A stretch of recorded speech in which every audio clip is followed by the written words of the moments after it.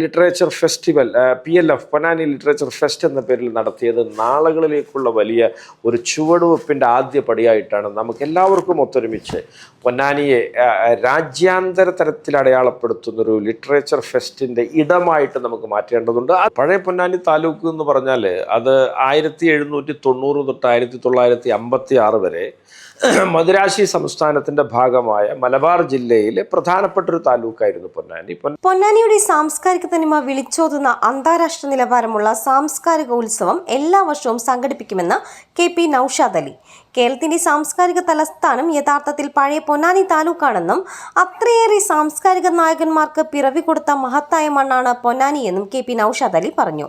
ഞാൻ ഈ പൊന്നാനിയെക്കുറിച്ച് ആലോചിക്കുമ്പോൾ എൻ്റെ മനസ്സിൽ പഴയ പൊന്നാനി താലൂക്കാണ് എപ്പോഴും വരാറുള്ളത്. പഴയ പൊന്നാനി താലൂക്ക് എന്ന് പറഞ്ഞാൽ അത് 1790 തൊട്ട് 1956 വരെ മദുരാശി സംസ്ഥാനത്തിൻ്റെ ഭാഗമായ മലബാർ ജില്ലയിലെ പ്രധാനപ്പെട്ട ഒരു താലൂക്കായിരുന്നു പൊന്നാനി. പൊന്നാനിയിൽ ചാവക്കാടും തൃത്താലയും തിരൂരും കുറ്റിപ്പുറവും താനൂരും ഒക്കെ അടങ്ങുന്ന ഒരു ഭൂവിഭാഗമായിരുന്നു പൊന്നാനി താലൂക്ക്. ഈ താലൂക്കിൽ നിന്നാണ് രാജ്യാന്തര കീർത്തിയുള്ള അതിപ്രശസ്തരും പ്രഗത്ഭരുമായ മുഴുവൻ ആളുകളും ജന്മമെടുത്തത്.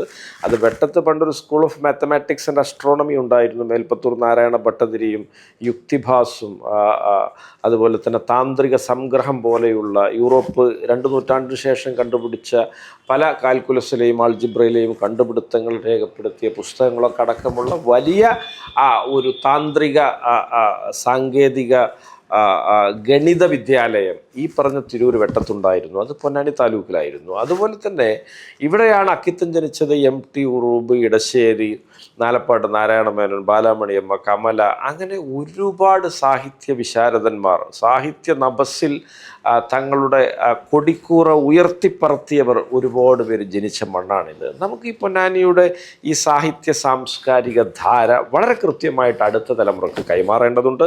അതുമായി ബന്ധപ്പെട്ട് ഞാനൊരു ഏതാനും ആഴ്ചകൾക്ക് മുമ്പ് ഒരു മിനി ലിറ്ററേച്ചർ ഫെസ്റ്റിവൽ പൊന്നാനിയിൽ സംഘടിപ്പിച്ചിട്ടുണ്ട്. നമുക്ക് പൊന്നാനി ലിറ്ററേച്ചർ ഫെസ്റ്റിവൽ എന്നത് ഒരു പൂന ഫിലിം ഫെസ്റ്റിവൽ എന്നൊക്കെ പറയുന്നത് പോലെ ദേശീയ രാജ്യാന്തര പ്രശസ്തിയുള്ള ഒന്നാക്കി നമുക്ക് മാറ്റേണ്ടതുണ്ട്. അത്തരത്തിലുള്ള വലിയ ശ്രമങ്ങൾ എൻ്റെ ഭാഗത്തു നിന്നുണ്ടാവും. ഞാൻ ഈ miniature literature festival PLF Ponnani literature fest എന്ന പേരിൽ നടത്തിയത് നാളുകളിലേക്കുള്ള വലിയ ഒരു ചുവടുവെപ്പിൻ്റെ ആദ്യ പടിയായിട്ടാണ് നമുക്ക് എല്ലാവർക്കും ഒത്തൊരുമിച്ച് പൊന്നാനിയെ രാജ്യാന്തര തലത്തിൽ അടയാളപ്പെടുത്തുന്നൊരു ലിറ്ററേച്ചർ ഫെസ്റ്റിൻ്റെ ഇടമായിട്ട് നമുക്ക് മാറ്റേണ്ടതുണ്ട്. അതുവഴി പുതിയ തലമുറ ഈ സാംസ്കാരിക സാഹിത്യ കലാപ്രവർത്തനങ്ങളിലൊക്കെ തൽപരരാവുകയും അവർക്ക് വലിയ പ്രചോദനമേകാൻ ഇടയാക്കുകയും ചെയ്യുമെന്നുള്ളതാണ് എൻ്റെ വിശ്വാസം. മഹത്തായ ആ സാംസ്കാരിക പാരമ്പര്യം ഉൾക്കൊണ്ട് തന്നെ സാഹിത്യം, കല, സാംസ്കാരികം തുടങ്ങിയ മേഖലകളിലെ പ്രമുഖരെ ഉൾപ്പെടുത്തിക്കൊണ്ട് എല്ലാ വർഷവും പൊന്നാനി ലിറ്ററേച്ചർ ഫെസ്റ്റ് സംഘടിപ്പിക്കുമെന്നും അദ്ദേഹം കൂട്ടിച്ചേർത്തു. CNTV പൊന്നാനി.